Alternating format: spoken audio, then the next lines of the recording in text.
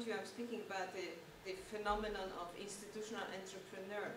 And I was very pleased with myself for having selected this picture, because I thought that it summarizes very well the content of my talk. Unfortunately, you cannot see much, so I have to tell you what you would see on this picture if you could see it properly. As you see, there are sort of enormous temples, constructions, buildings, very impressive.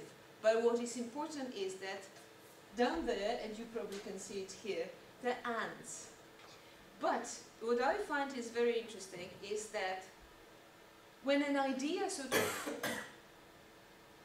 becomes popular, and nobody really remembers how it all started. But if nobody remembered, then you couldn't tell the story. There would be no narrative. So sooner or later, somebody comes with some sort of, pivotal event and says exactly, it all started on the 4th of August, 1894. It was breakfast at the Webbs. The only problem is the Webb says there was no such breakfast on the 4th of August, and that Wallace invented all this. But does it matter? It doesn't. But what does matter, I think, for me, looking at the history, is that at least, was there a breakfast or not, there was somebody else at the table, or somebody else who set the table, and it was not a ghost, but a spirit of times, zeitgeist. So, what I also think is, it was interesting, I was thinking about that during yesterday's talk. I think paradoxicality is a sort of a normal state of affairs, especially in new growing organizations, and very often sort of it helps them to survive rather than puts them down.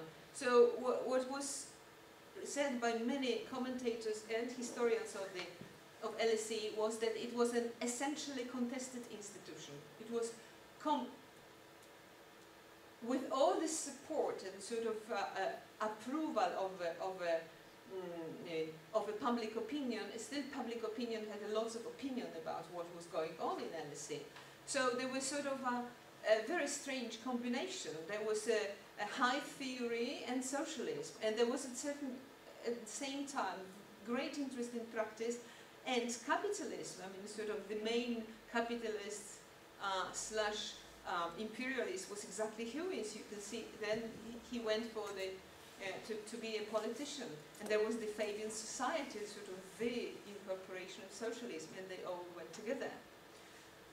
So what I'm saying here, summarizing my analysis, is that I see LSE really as an essentially contested institution, but also a collective practice, which consists of combination of research and education in social sciences, okay, with a special direction towards governance, which makes it important, and that has been justified by an assumption of a central role such education plays in modern politics, public administration, commerce, and industry.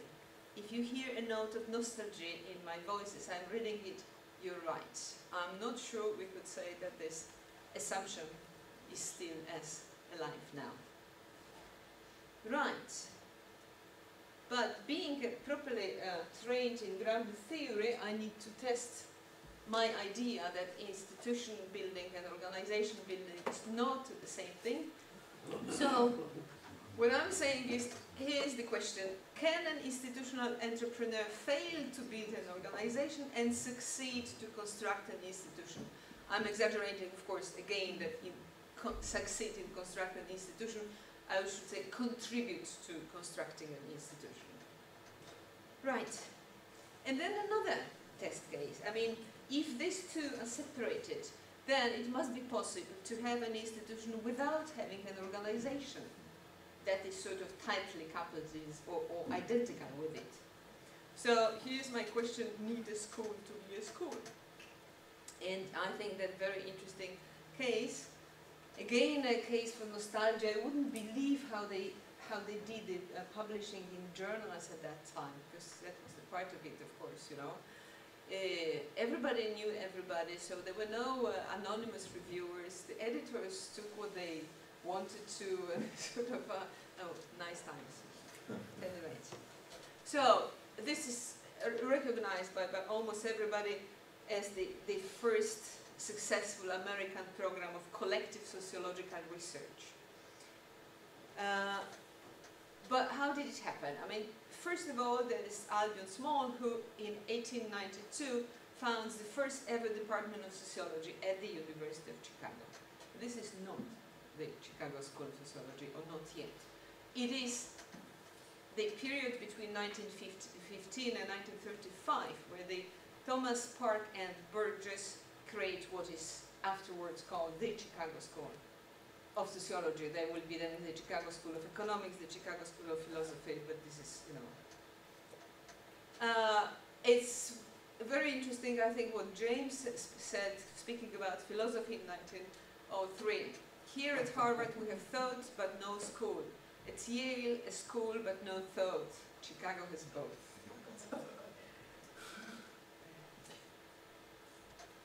But it's again, you know, the question is, who are the institutional entrepreneurs?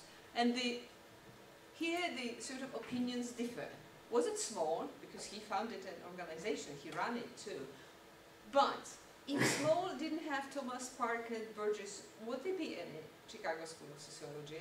So, you know, the other part says, no, it's Thomas Park and Burgess who were running the, you know, who gave the contents, who gave the ideas to Chicago School of Sociology, to which the first group says, yeah, they wouldn't have survived 2 days without Small, because he gave them sort of the background, the place to be.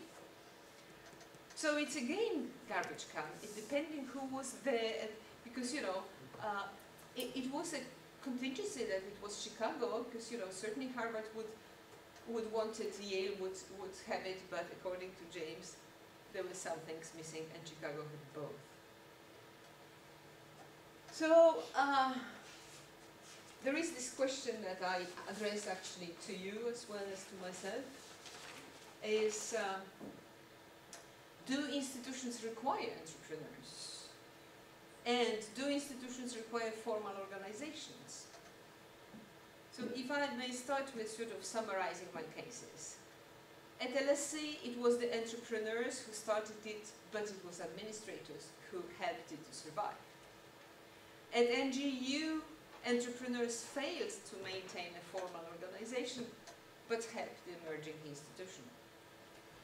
School of Sociology, one could say that thought entrepreneurs met an organizational entrepreneur, and therefore it could work. So here are my conclusions, and you are very welcome to disagree. What I think is that the emerging institutions are helped by entrepreneurs, but require much more. In the sense, I think it's like with entrepreneurship in general, you know.